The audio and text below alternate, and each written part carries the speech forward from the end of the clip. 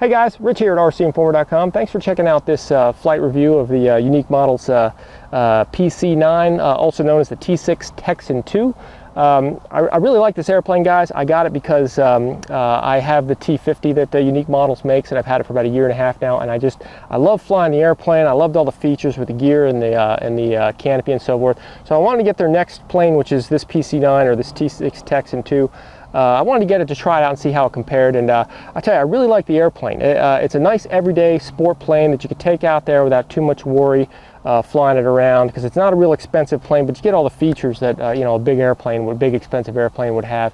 I really like the way the thing looks. It has a nice hot rod race stance to it, and it just really looks good. It's got lots of detail. There's panel lines all throughout it and everything, even with the prop, four-bladed prop that not only flies, it also looks good. The four-bladed prop pulls hard, it goes fast, it climbs well. It's got little Hamilton standard decals that they actually already applied. Nice shiny spinner, so it really looks good. The other detail that I like about it too is the exhaust stacks, pipes coming out of the motor, the simulated turbine, and the pilots. A lot of times pilots are goofy looking in these airplanes, and they just look funny. These guys look like Air Force pilots. They got cool tinted visor and a helmet. They have American flag on them, a little instrument panel. It's nothing too fancy, but they really look good. It's a good looking scale model in pretty much every respect. The other thing, of course, that I like is the landing gear and the canopy. They all retract. The landing gear has full working doors and everything. Normally you have to get into thousands of dollars in a big airplane for something like that, but Unique Models has really delivered on that kind of stuff. I know a lot of guys have changed the canopy out to magnets, and I know a lot of guys do that because they don't like the electric, but I tell you, I've been operating my T-50 for a year and a half, and that electric canopy still works fine. They seem to be pretty solid units. They've also upgraded the landing gear in this, meaning that they've screwed them in instead of gluing them in place, so they're actually easy to service if you need to maintenance them at all. Also, all the struts are aluminum instead of plastic like they were in the T-50, and the main gear does not have any suspension in them. They're solid, so you want to take it easy landing, but the nose wheel does have a compression strut. This plane is probably maybe best suited for pavement, but it flies great off of well-groomed grass. I don't really fly off of pavement very much.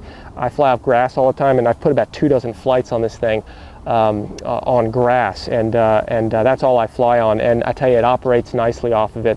The nose wheel's 2 inches, the main gear wheels are about 2¼ inches, so they're plenty big for most grass. The other feature I like about this, like I did with the T-50, is I really don't take it apart. The wing does disassemble, come off with 1 screw, but it fits right in the car, and I don't take it apart. I take it home and I put it in the house, and then I take it to the field and put it in the back of my wagon, and that's it. So it's not complicated, and it's a fun flyer. It's nice and fast. As far as flying the airplane goes, it's a super stable airplane, guys. I really like the dihedral that they put in there. Really resists rolling, so it keeps it nice and stable when you're upright, but it will still roll fast. All you gotta do is throw it over and the plane will spin around nice and quickly. It does nice, smooth, solid loops, and it's a very tight turning airplane. You can change directions on this thing really fast. I did some nice low altitude steep turns, and it'll just do a nice tight circle. Even inverted in the circles, it'll do it nicely, and inverted flying of this plane, as you see from the video, is pretty solid. It does a nice job flying upside down. I did a few spins with it. It actually resists spins. It'll do them, but it's actually a good thing to have an airplane that doesn't want to spin. So anyway, one note on the props. Like I said, the prop that comes with this thing is awesome. It's scale. It's 4 blades, but what I would suggest when you buy the airplane is order another prop. I wish I had done that because you can just change 1 blade at a time. We struck the grass with it on one takeoff and broke 2 of the blades, but I didn't have a spare, so I had to go over to a 2-bladed prop. I put all that 2-bladed prop conversion stuff on the build guide for this airplane, so you can check that out. But the nice thing is you can pull this prop off, and without the spinner, you can just put a regular E-prop on there and just bolt it on without the spinner and continue to fly for the day, which is kind of nice.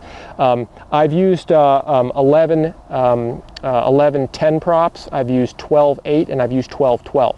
12 12 sounds like a lot, but all these props are actually less load than on the motor, less amp draw than the prop that comes with the airplane. I prefer the 12 12 because I like the speed. It really turns this plane into a hot rod, and it's nice and fast with it.